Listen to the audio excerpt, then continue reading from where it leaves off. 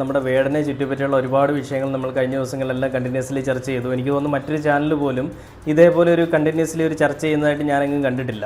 അപ്പോൾ സ്വാഭാവികമായിട്ടും പലരും കമൻ്റ് ഇടുന്നുണ്ട്, ഇതുപോലെ റീച്ചിന് വേണ്ടി ചെയ്യുന്നതാണ്, അല്ലെങ്കിൽ വേടനെ മാത്രം പിടിച്ചിട്ട് കണ്ടന്റ് ഉള്ള ചില ആളുകളൊക്കെ എൻ്റെ അടുത്ത് ചോദിക്കുന്നുണ്ട്, കണ്ടന്റിന് ക്ഷാമമാണ് എന്നുള്ളതൊക്കെ.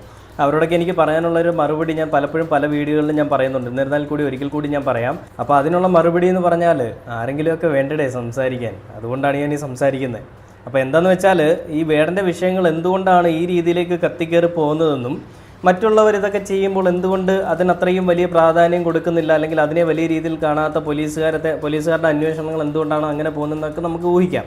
അപ്പോൾ വേടൻ എന്ന് പറയുന്ന വ്യക്തി ഒരു ദളിതനായതുകൊണ്ടോ വേടൻ്റെ ആ ഒരു ബാക്ക്ഗ്രൗണ്ട്, അയാളുടെ ഫാമിലി ബാക്ക്ഗ്രൗണ്ട് എന്ന് പറയുന്ന ഒരു ദളിത് വിഭാഗത്തിൽ നിന്ന് വന്നതുകൊണ്ടോ പിന്നോക്ക സമുദായത്തിൽ നിന്ന് വന്നതുകൊണ്ടോ ഒക്കെ ആയിരിക്കാം വേടനെ ഈ രീതിയിലേക്ക് വേട്ടയാടാനായിട്ടൊരു കാരണമായെന്ന് നമുക്ക് വേണേൽ അനുമാനിക്കാം. എന്തുകൊണ്ടാണെന്ന് വെച്ചാൽ വേടൻ്റെ വിഷയങ്ങൾ നമ്മൾ കഴിഞ്ഞ ദിവസങ്ങളിൽ ഈ